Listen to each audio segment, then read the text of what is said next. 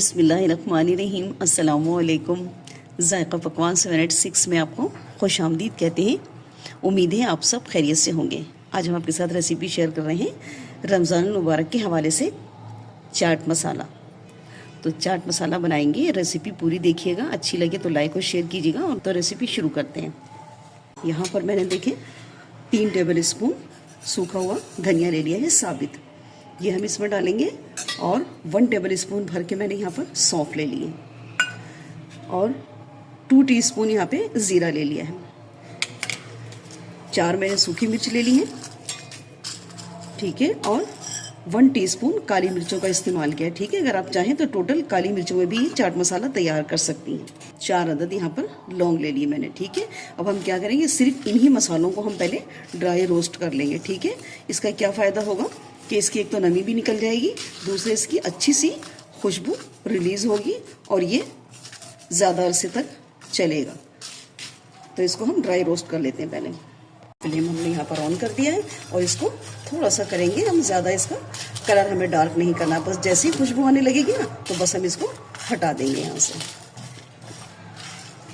तो बस दही बड़े और फ्रूट चाट या कोई भी दही फुल्कियाँ हम बनाते हैं ना, या पकौड़ों के ऊपर भी स्प्रिंकल करते हैं ना चाट मसाला, तो उसके लिए अगर आप रमज़ान में घर में बना के रख लेंगी ना तो साफ़ सुथरा आपको मिलेगा।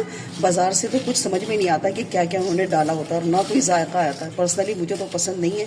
तो बिल्कुल आप ये इस तरह से बना के रख लेंगी ना, आपको पता होगा कि हमने कितना अच्छा और कितना साफ़ सुथरा इसमें मसाला शामिल करा है।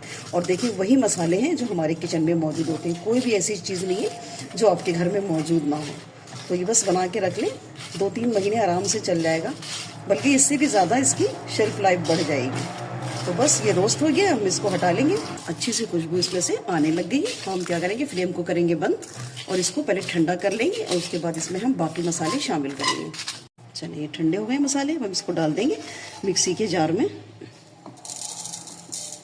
चलिए अब हम बाकी मसाले डालेंगे। यहाँ पर हमने 1 टेबल स्पून भर के कश्मीरी लाल मिर्च ले ली है और आमचूर पाउडर है 2 टीस्पून, ये हम इसमें डालेंगे। 1 टेबल स्पून अजवाइन ले लिए, तो अजवाइन ज़रूर लीजिएगा, ये अच्छे से आपके हाजमे को दुरुस्त रखेगी। रमज़ान में पता है ना हम लोग सारी चीज़ें खाते रहते हैं। और 1 टीस्पून मैंने यहाँ पे सौंठ ले लिया है, ठीक है, सौंठ का पाउडर ले लिया है। और ये डालेंगे हम इसमें नमक 1 टेबल स्पून भर के। बस हम सारी चीज़ों को ना अब हम पीस लेंगे।